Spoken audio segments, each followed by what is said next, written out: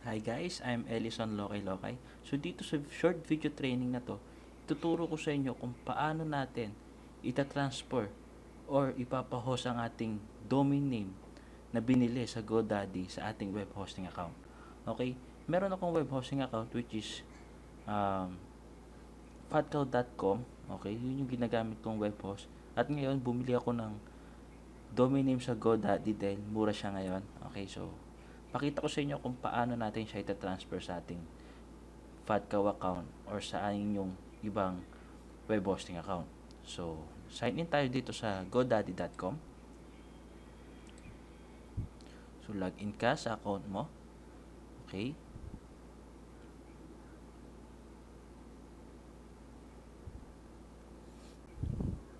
Once na nandiyan ka na sa account mo, click mo yung manage, yung domains, then manage.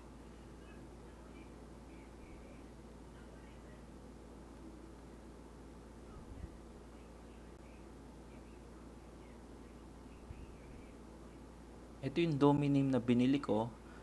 Ngayon lang na matuto at kumita.com. Okay, so i-click mo to. Itong parang settings dito and then domain details. Click mo lang yan and then scroll down mo. Itong manage name servers. Okay, so yan. Click mo lang yung manage. Dapat alam mo din yung name servers ng web hosting account mo ha. Okay, pero kung Fatcow ang ginagamit mo, ito lang yung name servers natin. Okay, ns1.fatcow.com. Okay, so custom. Gagawin natin click yung custom and then enter custom name servers. So automatic yan, dalawa ang kailangan mo ilagay. ns1.fatcow.com and then yung isa ns2.fatcow.com. Ibig sabihin, okay? Oops.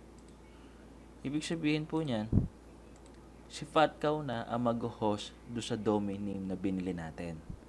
Okay, so kita natin, then click save. Okay, so yun nakalagay. Your request has been submitted. Changes may take a few moments to take effect. Minsan it take 12 hours to 42 hours para mag-take effect. Ibig sabihin, once na naka-host na yung domain name natin sa Fatcow, pwede ka na mag-install ng WordPress mo doon. Okay, mag-install ka ng website mo.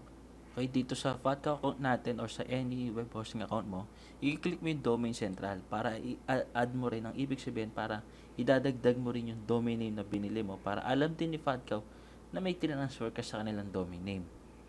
Okay, dito sa add existing. Okay, actually nagawa ko na siya. Bali ito na siya. Okay? matuto@kumita.com. Okay. So tingnan natin ha. Kasi minsan matagal talaga yan. Okay. So, ganyan lang po siya kasimple kung paano ita-transfer yung binili nating domain name sa GoDaddy sa ating mga iba't ibang web hosting account, okay? Or sa ating Fatcow account. So, kung wala ka pang Fatcow account, contact mo ako at maaaring matulungan kita. Pwede ka makapag-purchase sa mababang halaga. Okay, so good luck and God bless sa ating lahat. Maraming salamat.